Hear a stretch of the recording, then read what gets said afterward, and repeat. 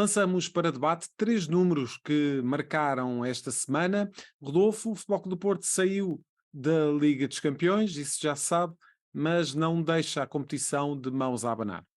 Exatamente, Zé. Antes de mais cumprimentar-te a ti e ao Jorge Freire de Sousa,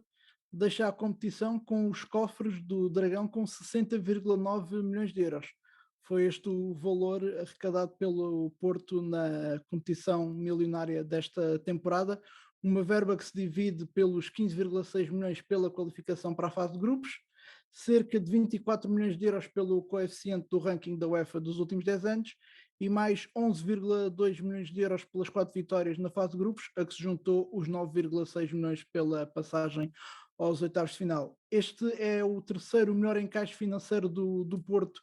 em toda a história da Liga dos Campeões, só suplantado pelos 73,7 milhões da temporada 2020-2021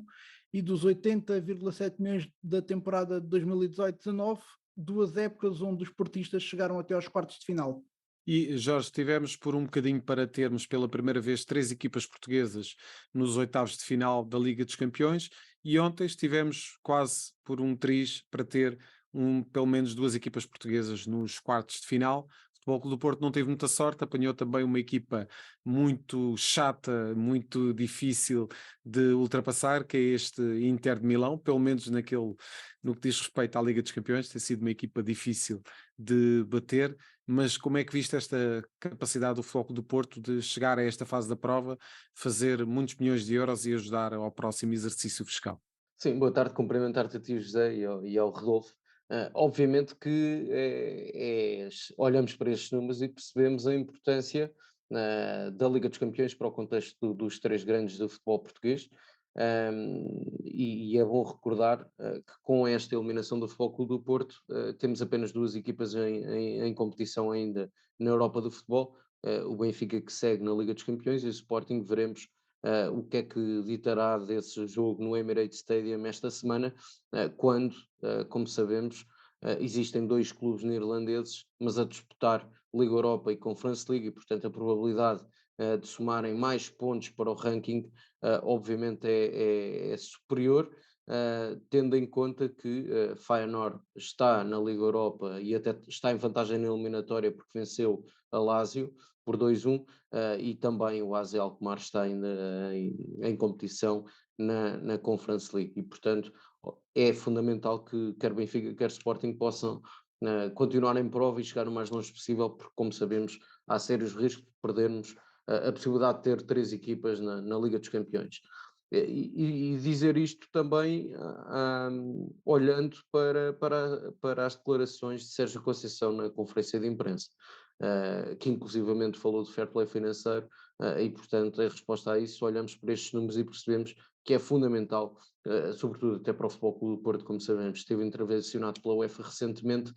e tem vivido algumas dificuldades. E portanto Sérgio Conceição teve uma época em que praticamente não contratou ninguém, e portanto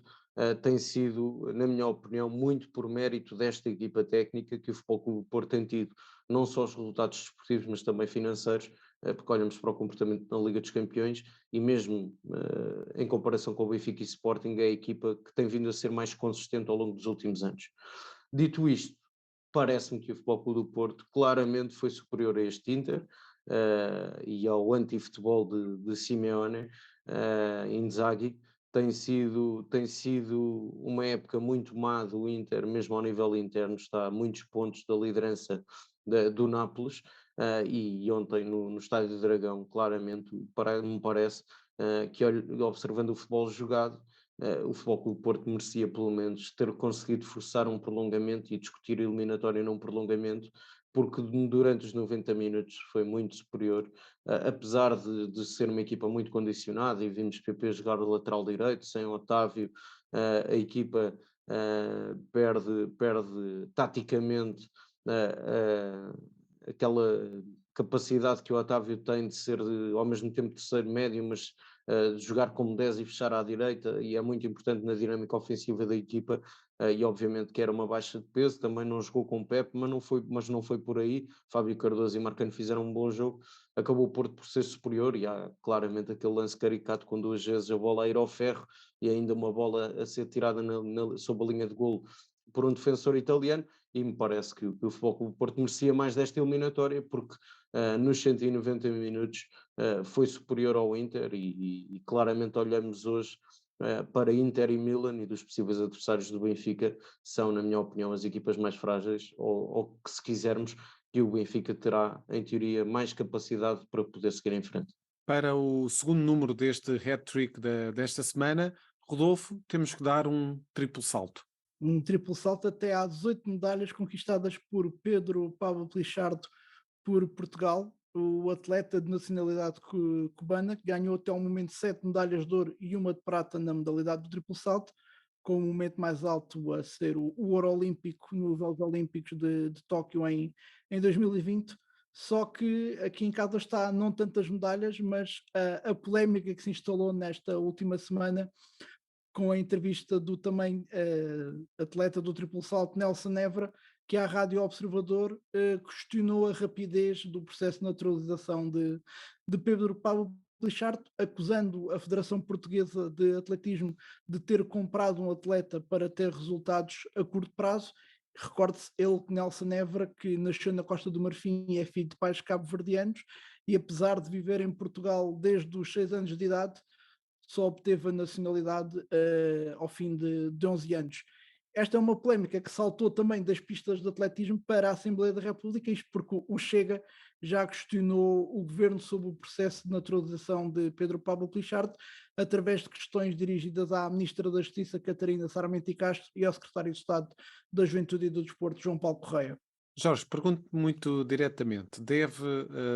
Portugal continuar a naturalizar atletas para obter resultados imediatos? Sempre e quando, na medida em que forem cumpridos todos os trâmites legais para o fazer, e é bom recordar que neste âmbito Portugal deve muito a ex-atletas como Obequel ou Oriol Dongmo, que ainda recentemente sagrou campeã europeia por Portugal. Agora, obviamente, têm de ser cumpridos todos os parâmetros legais para o efeito. E agora acho uma polémica, olhando para dois campeões olímpicos, para dois monstros nesta modalidade, que tantas medalhas ambos já deram a Portugal. Não me parece sequer bonito nem de um lado nem do outro, e acho que nenhum dos dois acaba, no final das contas, por ter razão, porque me parece que quer por parte de Nelson Évora, deveria haver mais respeito por aquele que seria o seu sucessor nesta modalidade do triplo salto, quer também Pedro Pablo Pichardo, pela forma como depois respondeu, acaba de certa forma por perder a razão. E olhando para dois campeões olímpicos, acho que deveriam ter mais elevação e não vir para a praça pública discutir quem é que salta mais do que o outro e quem é que merece mais ser português do que o outro, porque no fundo têm contribuído para o atletismo português com medalhas e com triplos. E precisamos de exemplos de civismo no desporto, e eles têm vindo muitas vezes até do atletismo. Precisamos que continue a ser assim, que essa capacidade de dar o exemplo até aos atletas mais jovens, que venha de todos os quadrantes, inclusivamente do atletismo. Rodolfo, fechamos o hat-trick desta semana com um número absolutamente astronómico, que até ao momento não deu para conquistar nenhuma Liga dos Campeões. Falamos dos 1,5 mil milhões de euros investidos pelo Paris Saint-Germain nos últimos 11 anos na tentativa de ganhar a Liga dos Campeões, mas que até agora não surtiu efeito. Isto é mais uma prova do que investir muito não é sinal de vitórias dentro das quatro linhas, e apesar de nos últimos anos Paris Saint-Germain ter contratado todos os craques e mais alguns para formar uma super equipa, isso não se tem traduzido na conquista do troféu mais ambicionado, que é a Liga dos Campeões. O melhor que o Paris Saint-Germain conseguiu fazer até agora foi na época 2019-2020 ter chegado à final disputada no Estádio da Luz em plena pandemia, tendo sido derrotado na altura pelos alemães do Bayern de Munique. E, de facto, Jorge, o que é que falta aqui ao Paris Saint-Germain? Ter um campeonato, uma Ligue 1 que consiga ser competitiva para que esta equipa consiga também crescer em termos competitivos e chegar à Liga dos Campeões com uma bagagem completamente diferente do que aquela que tem? Eu julgo que não, e eu olho, aliás, para a Liga 1 como uma liga, é uma das ligas do top 5, e portanto não me parece por aí, até porque internamente, apesar destes mais de 1.000 milhões de euros de investimento, já conseguiram perder 2 títulos para orçamentos muito modestos, casos, Verdade. casos do Lille, na altura sob a liderança de Galtier, e o caso mais evidente e muito celebrado por alguns portugueses, quando Leonardo Jardim conduziu o Mónaco à conquista do título, porque obviamente olhamos se quisermos hoje no futebol francês há dois níveis distintos. Há o Paris Saint-Germain com um investimento muito acima de todos os outros, há uma segunda linha com o Olympique Marseille, que tem também um orçamento muito significativo, e olhamos para as contratações que fez, e tem no seu plantel Guendouzi, tem Alexis Sanchez e, portanto, também um investimento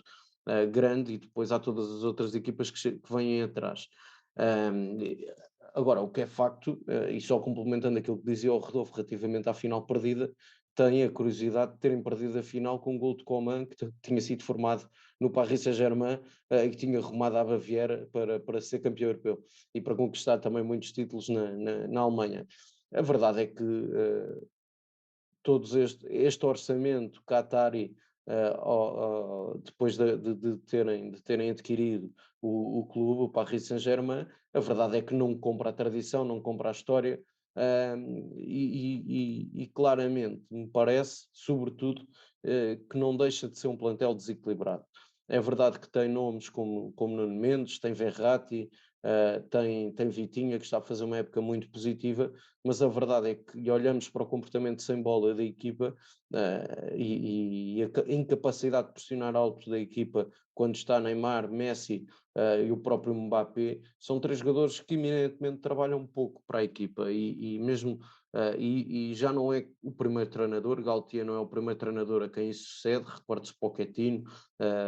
e Tuchel, tinham essa dificuldade. Não é fácil gerir um balneário com estes 3 grandes nomes do futebol mundial, mas a verdade é que coletivamente a equipa não funciona, e depois tem um plantel, já o disse, tem um plantel, na minha opinião, desequilibrado noutros setores. É verdade que tem Verdade. estes 3 fantásticos jogadores de futebol que conseguem resolver, nomeadamente na Liga 1, resolvem qualquer tipo de jogo, mas contra equipas mais fortes, mais organizadas, em que o Paris Saint-Germain precisa de ter uma maior capacidade de pressionar na frente, de ser mais organizado, de não levar com transições. O momento de transição defensiva do Paris Saint-Germain, na minha opinião, deixa muito a desejar. Mesmo com esta mudança, com o novo treinador, mudaram para 3 centrais, e ainda assim continuam a ter defensivamente algumas dificuldades, e mesmo na Liga é uma equipa que vai ser campeã a muitas jornadas do fim, mas ainda assim sofre golos em quase todos os jogos. E Verdade. portanto, é sobretudo isso, é um clube em que, apesar deste orçamento absolutamente gigantesco e que todas as épocas contratam verdadeiros craques para a equipa, já se fala, por exemplo, de Skriniar, do Inter, que poderá chegar a custo zero, acreditou, com um contrato muito generoso em comparação com aquilo que oferia no Inter, mas a verdade é que acaba por ser uma equipa, por um lado, desequilibrada, e o comportamento coletivo é muito difícil para qualquer treinador trabalhar neste plantel. Se me Muito bem. puder dar só uma Só chega para terminar. ao comentário do Jorge, é que não é só o investir muito, é uma equipa que depois na Liga dos Campeões cai cedo na prova. Se olharmos estas últimas 11 2 vezes anos, o nos Paris oitavos. Saint-Germain acaba na maior parte das vezes por cair logo nos oitavos de final, portanto nem sequer vai longe na competição, tirando essa final, a maior parte das vezes acabou por cair ou nos oitavos ou nos quartos, portanto ainda é mais grave todo esse investimento para nem sequer chegar longe depois na prova. E às vezes com eliminatórias em teoria praticamente resolvidas, e recorde-se aquela remontada do Barcelona ou a remontada do ano passado do Real Madrid, às vezes com eliminatórias praticamente na mão e depois nos jogos fora a passar muito mal. É assim, Rodolfo, voltas para a semana com mais números neste hat-trick. O Jorge acompanha-me para a segunda parte. Vamos falar de rugby e da organização de eventos desportivos em Portugal. É já a seguir na segunda parte do Jogo Económico.